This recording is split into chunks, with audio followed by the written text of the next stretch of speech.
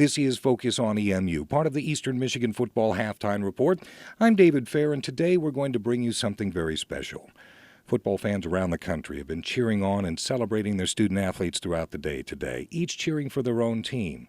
What we all have in common is the heavy heart left by yet another deadly school shooting, the latest of which took place in Oregon. I'd like to introduce you to two Eastern Michigan University students who have brought positive national attention to the school by sending out an impassioned, important, and highly emotional message. Darius Simpson and Scout Bostley are part of EMU's Poetry Slam team. They've gone video viral with their performance piece. It's called Lost Voices.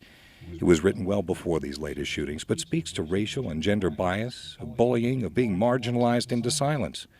Darius and Scout are certainly doing their part in a most creative way to lift the veil and give voice to those who most need to be heard. I'd like to thank you both for being here today. Thank you so much for having us. Thank you. Darius, who wrote Lost Voices? Myself and Scout wrote Lost Voices a little bit before Cup C for the competition.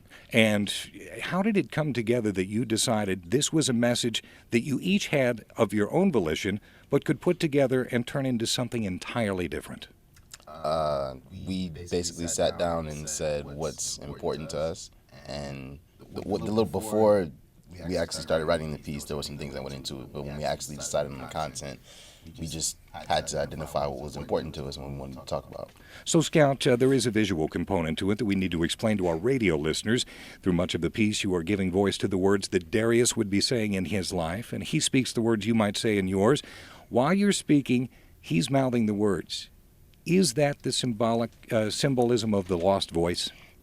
Most definitely. When we wrote the piece, we got it together. We were like, okay, dope. This is really cool. How can we make it even cooler? Well, how can you best visualize your voice being stolen? Well, you can't. If my words are not actually being said by me, but it's like I'm trying to say them kind of thing. So that people really got into at the competition and seemed to really like it in the video, seeing like, oh my gosh, those are her words, but she's not actually saying them. So as Focus on EMU continues, you are going to have some theater of the mind with Darius Simpson and Scout Bostley. Are you ready? Yeah. Yep. Okay, without further ado, this is Darius Simpson and Scout Bostley with Lost Voices.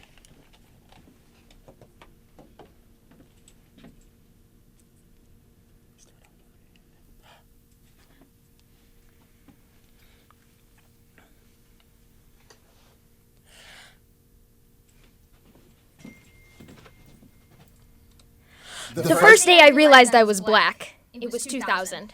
We had just learned about blacks for the first time in second grade. At recess, all the white kids chased me into the woods chanting slave. My mother said I refused to come out for 3 hours. Said she thinks I was lost in the trees, but I just needed to be closer to my roots. As a woman, having a boyfriend is a battle. If 70% of us are abused in a lifetime, what is the number of men doing it? The answer is not one man running faster than light to complete a mission, and that is what leaves me sick. The second day I realized I was black was in a gas station. I only had 25 cents, so I searched what to spend it on. The cashier floated from aisle to aisle.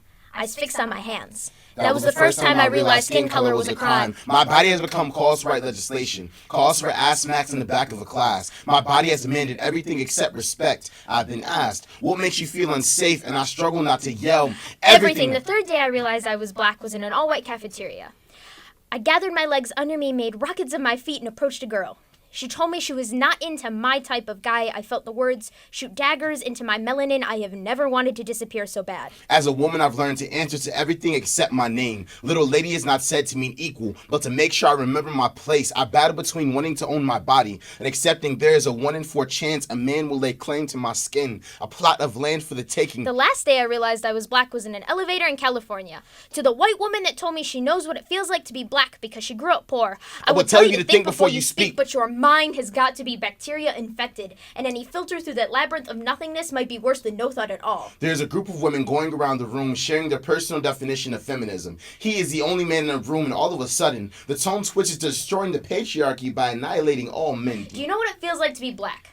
To pop lock your way in and out of hugs, it is not a problem you want to sympathize. But to tell me you know my pain is to stab yourself in the leg because you saw me get shot. We have two different wounds, and looking at yours does nothing to heal mine. Never will I turn away an ally. But when a man speaks on my behalf, that only proves my point. Movements are driven by passion, not by asserting yourself dominant by a world that already put you there. You speak to no pain you only fathom because we told you it was there. You know nothing of silence until someone who cannot know your pain tells you how to fix it. Every day is a crucifixion when there is no regards for lines crossed. I fight so my voice can be heard. I fight for the voices you silence, all in the name of what is right. The problem is you assume this struggle is attached to a social class. I am black and bold and beautiful and brilliant by nature. Ain't no income that can change that. The problem was speaking up for each other. Is that everyone is left Without a voice.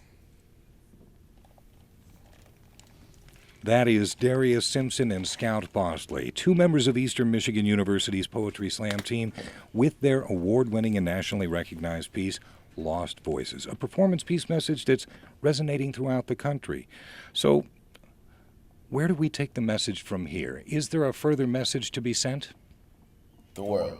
The world. Because the piece was made in March and was recorded in March and it was released in June, ironically, around the same time the Rachel Dolezal situation was going on. So it was like it perfectly exhibited how in this timeline of America that we're in is still resonant, and the issue and the problem of taking a voice is still happening.